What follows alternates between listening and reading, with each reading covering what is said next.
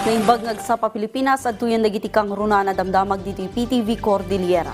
Rimso manantisan apan ang kinawatan na Baguio City Mayor Benjamin Magalong ken Councilor Maylin Yaranon kalpasan na binabalaw ti konsehal ti kaudyan na public consultation para iti panggap a development ti Baguio City Public Market.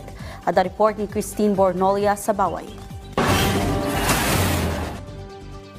Alam mo, kung talaga maganda yung kwan nila, di dapat sana nag-attend sila at doon sila nagsalita, di ba? Hindi yun doon sila sa social media na hindi ka naman makakasagot doon. Hindi ka makakapag walang discussion. Diba? Kaya siguro dalawa lang yung nagsisinungaling dito. Yeah. Sila o kami. Pero siguradong hindi kami nagsalita dahil very transparent kami and we're willing to face the people. Dayta ti reaksyon ni Mayor Benjamin Magalong kalpasan na binabalaw ni Councilor Maylin Yaranon babaan iti social media tinaangay ang market redevelopment public consultation idila ang February 20 nga induluan ti Mayor. Sigon iti Mayor, amin nga araramidan da para iti Baguio Public Market kat dumaldalan iti proseso ken inaprubaran ti konseho. Pinaglibakan met ni Councilor Maylin Yaranon ti imbaga ti Mayor. Public consultation. Dapat linawin lahat. At nag-attend ako doon. At ang sinabi ko doon, makinig tayo sa mga tao. Hindi dapat tayo nagsisinungaling.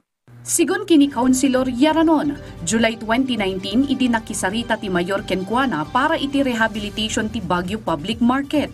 Naadanda iti technical working group, linawas nga ada iti market meetings tapno maamuan no anya iti mabalin nga aramiden a pagsayaatan ti public market.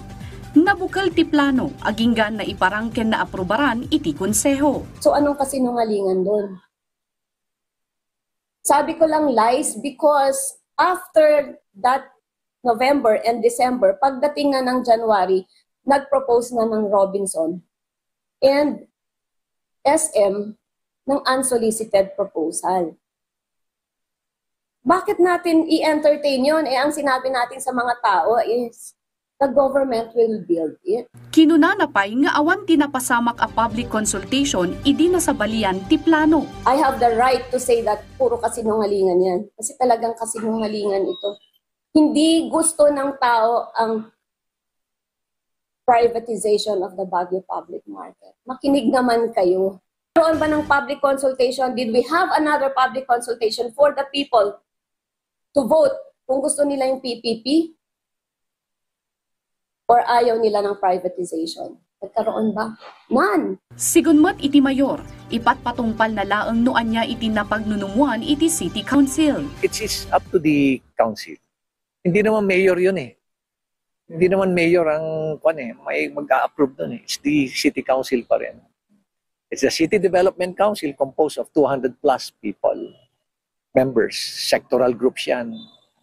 Tapos may series of engagement yan. Ang dami namin engagement na ginawa dyan. Maururay ang mapagsasaritaan mananti na sa unga isyo iti City Council. Christine Bornolia sa Baway para iti Pambansang TV, iti Baro a Pilipinas. Iti sabali adamag pagnumnumaran itan dagiti Minero iti Northern Sagada ti pasilidad anini paay kadakwada para iti natalged a panagminas. Kanayunan a detalye idanon ni Donna Kawis Balyo ti Radyo Pilipinas Bontok. Natalged, nadalos ken responsible a panagminas iti balitok. Dayta ti maipatpatungpal ijay Northern Sagada Mountain Province babaan iti Mercury Free Processing System Facility a formal ana ipaima kadagiti small scale miners iti muna alawas daytoy a bulan. Agarop upat agasot a minero ti agnumnumar itan iti pasilidad. Sigon iti Artisanal Gold Council adda a mapapartak ti panakaiproseso ti balitok. So finally we are here. We have reached a milestone in our journey towards a safer, cleaner, and more responsible ASGM sector. Thank you for standing with us every step of the way. This facility is a symbol of what is possible when communities take the lead in shaping their future. In paganatgat ti Mines and Geosciences Bureau, ababaan iti responsible a panagminas masustenir ti lokal nga ekonomiya ken ti aglawlaw. Impatengpay ti ahensya ababaan iti pasilidad sa andan nga agaramat iti chemical. Maituloy matlaang ti responsible mining practices ken matulungan dagiti small-scale miners iti sagada. Signifies our commitment to strengthening the artisanal small-scale gold mining community, as well as serves as a powerful reminder of what we can achieve through the collective actions to pave for a sustainable future for the sector. Bayatan na, inlawlawag ti United Nations Industrial Development ti kinapatag ti pasilidad as simbolo ti progreso iti ASGM sector. The road to sustainability is not easy. It is never easy. Hindi po madali na maging sustainable po. Pero kailangan po natin siyang gawin. The fight for a mercury-free ASGM sector is not just a project, it is a movement. A promise we will continue, a cause we will fight for a safer and brighter future for our miners and communities. Kinidawda kadagiti minero nga aywanan da ti pasilidad ken agtungpalda kadagiti pagdentagan ti panagminas. Manipod dito'y Radyo Pilipinas Bontok. Donna Kawisbalyo ti Radyo Pilipinas Bontok.